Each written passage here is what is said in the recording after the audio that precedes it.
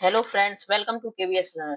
तो आज फ्रेंड्स हम पढ़ेंगे जैन ऑस्टिन के बारे में। ओके, जैन ऑस्टिन क्या है? 1775 में इनका बर्थ हुआ था और स्टैन वॉन हैम्पशायर इंग्लैंड में। ठीक है, ये बहुत ही फेमस नॉवेलिस्ट हैं अपने टाइम की। उन्होंने क्या बहुत फेमस फेमस नॉवेल लिखी है। अधिकतर नॉवेल इनकी क्या है? अधिकतर नॉवेल मैनर ऑफ जेंडर पे आधारित है। ओके, तो मैनर ऑफ नॉवेल क्या होते हैं? मैनर ऑफ नॉवेल के रूप नाम से ही जाने जाती है कि मैनर ऑफ नॉवेल लिखना इनका काम था। मैनर ऑफ नॉवेल जनरली क्या होता है? एक लिटरेरी जनर होता है। मतलब लिटरेरी टाइम है जहाँ पे क्या होता है? That focus on the social custom. Social custom पर फोकस किया गया, behaviour and value of particular social classes. मतलब जो नॉवेल ऑफ मैनर का मतलब क्या होता है कि मतलब नॉवेल ऑफ मैनर में लिखा है सबसे ज्यादा जैन ऑस्टन ने। और नॉवेल ऑफ मैनर का मतलब होता क्या है? इसका मतलब ये होता है कि मतलब ऐसा लिखने का तरीका जिसमें क्या सोशल वैल्यू के बारे में बताया गया हो, सोशल कस्टम्स के बारे में बताया गया हो और सोशल क्लास के बारे में बात की गई हो। इस टाइप के नॉवेल्स को जो लिखा जाता है मतलब सोशल सोसाइटी पे आधारित हो, जो इस टाइप के नॉवेल को क्या बोलते हैं? Novel of manner. ओके, तो इस टाइप से उन्होंने सबसे ज्यादा लिखा है और इसी के लिए वो फेमस है। ठीक है, इसमें वो क्या करती थी? Often with a focus on how these elements influence shape and the character lives and relationship. मतलब कैसे कैरेक्टर सोसाइटी में अकॉर्डिंग रिलेशन और कंडीशन के हिसाब से चेंज होते रहते हैं। तो इस सब के बारे में उन्होंने बताया है। ठीक है, तो जॉन जैन ऑस्टन का बर्थ कब हुआ था? इनका ये क्या है? जैन ऑस्टन आपके लिए बहुत इंपॉर्टेंट है, डिटेल में इसलिए पढ़ना जरूरी है क्योंकि एमपी वर्ग का भी दिसंबर का आने वाला एग्जाम है आपका, उसमें भी ये आती है। इनका प्राइड एंड प्रेजुडिस है, ये भी मतलब नॉवेल बहुत आपके सिलेबस में डिस्क्राइब है, तो इसको भी आपको क्या करना पड़ेगा? अच्छे से डिटेल में पढ़ना पड़ेगा क्योंकि आपसे कैरेक्टर भी पूछ सकते हैं, किस टाइप का कैरेक्टर है, क्या है, सारा डिटेल में हम इसको पढ़ेंगे। ओके, तो लास्ट तक बनी रहिए मेरे साथ, मैं सारा आपको इसमें जेन ऑस्टन के बारे में डिटेल में पूरा आपको डिस्क्राइब करूंगी। ओके, नाउ फैमिली कौन थी उनकी? शी वाज सेवेंथ, मतलब 8 चिल्ड्रन थे उनकी माता पिता के, तो ये 7th नंबर की थी। ठीक है, और रेवरेंड जॉर्ज ऑस्टन इनके पिता थे, कैसेंड्रा ली इनकी माता थी। ठीक है, she was specially close to her, सबसे ज्यादा वो कैसेंड्रा उनकी क्या थी? डॉटर थी, उनकी से वो ज्यादा क्लोज थी हुई जेन ऑस्टन। ओके, और एजुकेशन कहाँ पे हुई इनकी? मेनली एजुकेटेड होम पर ही अधिकतर, मतलब घर पे पहले क्या होता था कि ज्यादा लड़कियों को स्कूल जाना अलाउ नहीं था, अधिकतर उनकी घर पे ही एजुकेशन होती थी। एक ट्यूटर हायर कर लेते थे और वही बच्चों को पढ़ाते थे, पहले अधिकतर ऐसे ही चलता था। ठीक है, तो मेनली एजुकेटेड वो कहाँ पे हुई? घर पे उनकी एजुकेशन हुई। बोर्डिंग स्कूल में थोड़े टाइम के लिए गई वो। सीरियड एक्सटेंसिवली उन्होंने क्या पढ़े? फादर की लाइब्रेरी थी, उनके पापा को क्या लाइब्रेरी का बहुत शौक था, तो लाइब्रेरी थी उनके फादर की। फिर सेफ हर लिटरेरी कैरियर, उसी में उनका लिटरेरी कैरियर कैरियर चलता रहा क्योंकि वो पढ़ती थी बुक्स वगैरह, तो उनको हैबिचुअल हो गई इन सब चीजों की। राइटिंग कैरियर कैसे स्टार्ट हुआ उनका? बिगन राइटिंग, स्टोरी लिखना शुरू किया उन्होंने, प्लेस लिखती थी, पैरोडीज लिखती थी। जो मतलब ये टीनेजर का मतलब 12-13 साल की थी, तभी से वो जुबिनेलिया के नाम से जानी जाती थी क्योंकि वो छोटी सी उन्हें क्या राइटिंग का बहुत शौक था, तो लिखना स्टार्ट कर दिया उन्होंने। शी रिवाइज्ड देम इनटू और मैच्योर नॉवेल, और वो धीरे-धीरे किसमें किसमें कन्वर्ट हुआ इनकी स्टोरीज? मैच्योर नॉवेल में बदल गई। थीम्स अधिकतर वो क्या लेती थी? उनके नॉवेल किस पर फोकस होते? मैनर। मैनर में बताया आपको, जो सोसाइटी पे बेस्ड हो, सोसाइटी का कल्चर, उनका रहने का स्टैंडर्ड, सब कुछ ट्रेडिशन उसी टाइप से, मतलब किस टाइप की सोसाइटी होती है, वो इन्हीं सबको कस्टम्स को, उनके बिहेवियर के, सोसाइटी के इन्हीं सबको लेती थी टॉपिक को और इन पर नॉवेल्स स्टोरी लिखती थी। ओके, और उनका मेन फोकस किस पर होता था? मोरलिटी, मैरिज, लव पर या लिखती थी, सोशल क्लास की जो भी कंडीशन है उस पर लिखती थी। एट लेट 18th सेंचुरी के टाइम का, 18 और 19 की सेंचुरी में इन्होंने लिखे हैं नॉवेल, और उसी जो उन्होंने देखा, तो कहते हैं नॉवेल्स क्या होते हैं अपना, लिटरेचर क्या है? जो सोसाइटी का क्या है? मिरर है। क्यों बोलते हैं? क्योंकि सोसाइटी में जनरली ऑथर क्या होते हैं, क्या लिखते हैं? जो उनको दिखता है, जो एक्सपीरियंस करते हैं, उसी को क्या करते हैं वो अपनी राइटिंग में उतार देते हैं। तो उस टाइम पे 18th 19th सेंचुरी में जो चल रहा था सोसाइटी में, उसी को क्या है जैन ऑस्टन ने उनने अपने नॉवेल्स में राइट डाउन किया है। ओके, उन्हें कुछ आयरनी भी कंबाइन होती थी इसमें, और ह्यूमर भी होता था। ह्यूमर यानी क्या होता है? हंसी मजाक, थोड़ा सा मतलब एंटरटेनमेंट भी रखती थी साथ में। सोशल ऑब्जर्वेशन, मतलब सोसाइटी में क्या चल रहा है, ये सब रहता था उनका मेन थीम में। और डेथ कब हुई उनकी? 1817 में। ओके, और विंचेस्टर में डेथ हुई थी उनकी। ठीक है, इंग्लैंड में एज 41 में ही, पॉसिबली बाय एडिशन कोई डिसीज हो गई थी उनको, इसकी वजह से उनकी क्या हो गई थी? लिम्फोमिया, इसके लिम्फोमा एक डिसीज हुई थी, इसकी वजह से क्या उनकी डेथ हो गई थी 41 की एज में। शी वाज बरीड इन और विंचेस्टर कैथेड्रल में उनको बरीड किया गया। ठीक है, उनकी मेजर वर्क्स कौन-कौन से हैं? उनके मेजर वर्क में सबसे पहले सेंस और सेंसिबिलिटी आता है, फर्स्ट नॉवेल उनका 1811 में लिखा है उन्होंने ये नॉवेल। फर्स्ट पब्लिश हुआ था ये नॉवेल, स्टोरी ऑफ, इसमें क्या डैशबोर्ड सिस्टर्स की स्टोरी है। इसमें एलिनोर को क्या बोला गया है? सेंस बोला गया है, और सेंसिबिलिटी किसको बोला है? मैरीन को। ठीक है, तो ये टू डॉटर्स मतलब इनके नाम भी आपको थोड़ा सा याद रखना, आप पूछ लेंगे कैंसर सेंस और सेंसिबिलिटी कब लिखा गया है, कब पब्लिश हुआ है ना, और मतलब इसमें कौन-कौन टू डॉटर है, नेम पूछ लेंगे। सेंस किसको बोला है, सेंसिबिलिटी किसको बोलता है, तो आपको याद रखना है एलिनोर को सेंस बोला है और मेरिन को सेंसिबिलिटी बोलता है। इस टाइप से मतलब थोड़े-थोड़े कुछ टॉपिक आपको याद रखने होंगे। और थीम क्या थी इसकी, कंट्रास्ट थी rationality and emotions in love and life. मतलब इसमें कंट्रास्ट दिखाया, मतलब इसमें दोनों का अगेंस्ट दिखाया कि रेशनैलिटी, इमोशंस होते हैं और लव, लव और लाइफ हमारी किस टाइप से एक-दूसरे की कंट्रास्ट है, मतलब अपोजिट चलती है। तो ये सब दिखाया है, ठीक है? और सेकंड है आपका प्राइड और प्रेजुडिस। ये तो आपके दिसंबर एमपी वर्ग के एग्जाम में आपका प्रिस्क्राइब है, तो ये तो बहुत अच्छे से आपको डिटेल में पढ़ना है, मैं इसको पढ़ाऊंगी आपको, ठीक है?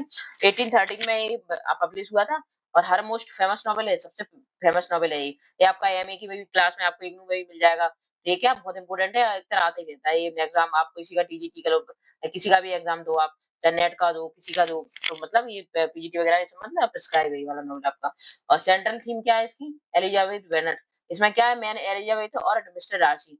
एलिजाबेथ क्या है, मीडियम मिडिल फैमिली से जो है बिलोंग करती है, और मिस्टर डार्सी क्या है, रिच फैमिली से है। तो इसमें इनमें क्या है, प्राइड। और जो एलिजाबेथ है वो इनको क्या बोला है, प्रेजुडाइज बोला है। क्यों बोला है, क्योंकि एलिजाबेथ तब डार्सी से फर्स्ट टाइम मिलती है तो क्या करती है, वो पहले से अपना क्या बना लेती है, एक प्रेजुडाइज कर लेती है कि नहीं, तो ये तो प्राइड, बहुत ज्यादा प्राइड है इसमें, बहुत घमंड है, ये तो मतलब ये क्या कहते हैं, पैसे वाले लोग ज्यादा किसी को वैल्यू नहीं करते, इस टाइप से क्या मतलब उनकी सोच बन गई थी। तो इसलिए प्रेजुडाइज का फॉर्म किसके रूप में शो किया है, एलिजाबेथ के लिए और डार्सी के लिए प्राइड के रूप में, ठीक है? इसकी थीम ही प्राइड और प्रेजुडिस है।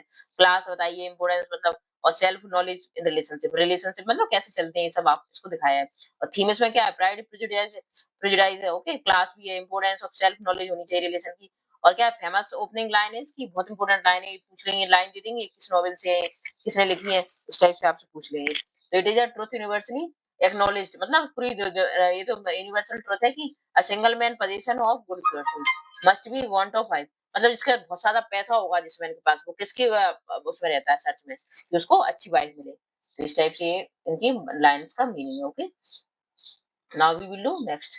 मैंसफील्ड पार्क कब लिखा है हमने, मैंसफील्ड पार्क पार्क को लिखा है 14 में, फिर 1811 में लिखा हमने, 1813 में और 1814 में। और 11 में क्या लिखा था आपका, फर्स्ट नॉवेल लिखा था हमने, फर्स्ट नॉवेल था सेंस और सेंसिटिविटी। फिर प्राइड और प्रेजुडिस कब लिखा, 13 में, 1813 में।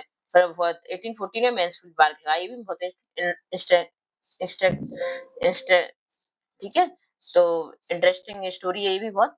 तो इस स्टोरी में क्या लिखा है उन्होंने, जो फनी प्राइस के बारे में, एक फनी फनी प्राइस क्या, एक गर्ल है, एक पुअर गर्ल है, रेज अमंग वेल्थी रिलेटिव्स के पास, ये इसका मतलब ये पलती बढ़ती है ये लड़की फैनी। और इसकी थीम क्या, मोरलिटी, फैमिली और कॉम्प्लेक्सिटी ऑफ सोशल स्टेटस का वही कॉम्प्लेक्सिटी के बारे में बताया है। तो ये 1840 में लिखा गया। फिर एमा लिखा हमने, एमा नॉवेल लिखा, एम ए 50 1815 में लिखा। एक किसमें फोकस करता है, एमा वुड हाउस क्या है, फैमिली है।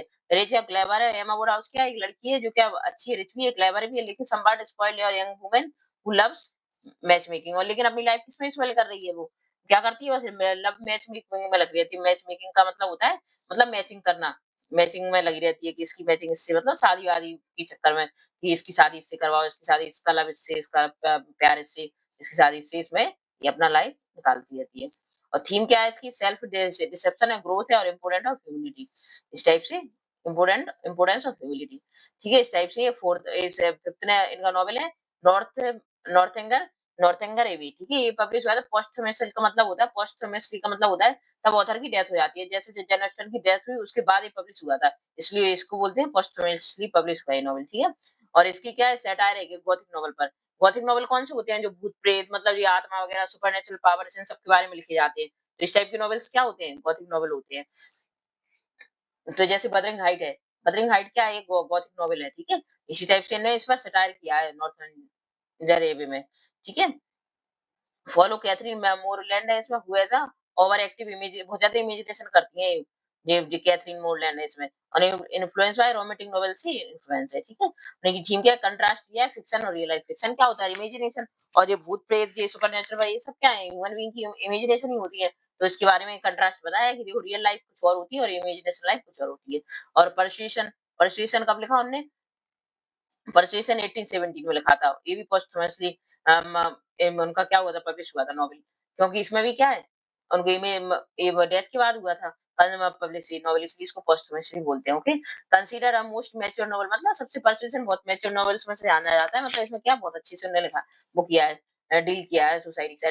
Tells the story of an elite है इसमें, एक एन एलिट और कैप्टन बेंटवर्थ हैं, सेपरेट हो जाते हैं किससे, सेपरेटेड बाय सोशल प्रेशर के कारण, बट रीयूनाइटेड ईयर लेटर। पहले तो सेपरेट हो जाते हैं सोशल प्रेशर के कारण, लेकिन बाद में क्या है, फिर से रीयूनाइटेड हो जाते हैं, मतलब मिल जाते हैं। ठीक है, तो ये आपको इनकी डेट याद रखनी है, नेम याद रखनी है, कुछ कुछ इनके क्या है, इनके कैरेक्टर, मेन कैरेक्टर, जैसे इसमें क्या है, परसुएशन में कौन सा है, एन एलियट और कैप्टन बेंटवर्थ। तो इनका नाम याद रखना है, और पब्लिश हुआ 1870, इस टाइप से पूछ लिया जाता है। ओके, और इनकी थीम भी इसमें लव, रिग्रेट, सोशल क्लास। और इनकी स्टाइल कैसी होती थी, इनकी आयरनी और विट। आयरनी का मतलब होता है, मतलब व्यंग करना किसी पर, जैसे यूज की आयरनी टू क्रिटिसाइज क्लास की स्नोबरी। क्लास में मतलब जो चलता है कि मैं बड़ा हूँ, छोटा है, हायर क्लास, लोअर क्लास, ये सब, मतलब उसकी जो मेंटेलिटी है, यही सबको क्या करती थी, जेंडर इनइक्वालिटी, मतलब इक्वालिटी होती थी, और सुपरफिशियल वैल्यूज मानी, मतलब जो क्या है, बहुत ज्यादा अमीर है, रिच है, तो वो सोचते थे कि हम बहुत सुपरफिशियल हैं। तो इस टाइप से उन्होंने ये सब दिखाया है। Okay, now next is realism. Realism के बारे में क्या बताया उन्होंने? रियलिज्म क्या होता है? Instead of adventure of fantasy. उन्होंने she focused on ordinary domestic life और रिलेशनशिप।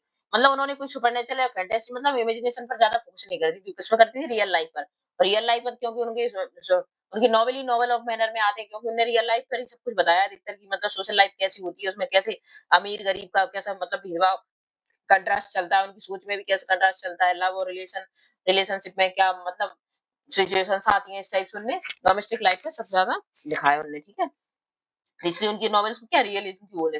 वुमेन्स वॉइस का मतलब है give importance to women's choice and their struggle for independence to in marriage centre society. Marriage centre society में क्या होता था, लोग तो पहले क्या करते थे कि मतलब जो रिच था, रिचनेस को ज्यादा, मतलब अमीर लोगों को ज्यादा प्रेफरेंस, ये नहीं सोचते थे कि मतलब वो सही है कि गलत है, क्या है, ये कुछ नहीं, बस अगर लड़का पैसे वाला है तो शादी कर लो। तो इस टाइप से प्रेफरेंस थी पहले, तो उन्होंने इंपोर्टेंस किया किसको दी, वुमेन वॉइस को, मतलब जिसको शादी करनी है उसको प्रेफरेंस दी, कि कैसे वो मतलब स्ट्रगल कर रही है अपनी लाइफ में, और कैसे उसको मतलब इंडिपेंडेंट होना चाहिए। मैरिज सेंटर मतलब उसे खुद की चॉइस रखनी चाहिए। इस टाइप को, इस इन चीजों को उन्होंने क्या ज्यादा वैल्यू किया है, इंपोर्टेंस दिया है। ओके, इसलिए लेगेसी क्या होती है, लेगेसी का मतलब होता है कि किस लिए फेमस है वो, किस लिए फेमस है। हर novel or classically of English literature में वाइडली एडेप्टेड, ज्यादातर मतलब उनकी नॉवेल जैसे pride and prejudice, Jane Austen, इन पे क्या इनकी सेंस और सेंसिबिलिटी है, इस पे क्या इनकी फिल्में भी बन चुकी हैं, टीवी सीरीज भी बन चुकी है, बहुत सारी फिल्में भी बन चुकी है मॉडर्न रिटेलिंग के बारे में। इन शॉर्ट में हम क्या कह सकते हैं, जैन ऑस्टन कैसी थी, celebrated as one of the greatest novelist है वो इन इंग्लिश लिटरेचर में, because she capture the universal theme को कैप्चर किया है। जैसे लव यूनिवर्सल होता है, फैमिली भी सारी यूनिवर्सल थीम है, और सोसाइटी के बारे में बताया जो क्या टाइमलेस है, बिट एंड रियलिस्ट। तो Jane Austen normally more popular किसके लिए थी, often called a novel of manner, novel और मैनर के लिए बहुत ज्यादा फेमस थी। Okay, now this is complete biography and work of Jane Austen. I hope you got it very well. So please, अगर नेक्स्ट वीडियो के लिए मैं सारा आपको डिटेल में पूरा सिलेबस आपका कंप्लीट करवाऊंगी इसकी, एमपी वर्ग के लिए जो दिसंबर का एग्जाम है, नेट का एग्जाम है। तो प्लीज नेक्स्ट वीडियो के लिए आप चैनल को लाइक कीजिए और सब्सक्राइब कीजिए, जिससे कि आपको नोटिफिकेशन मिलता रहे। Okay, thank you for watching my video.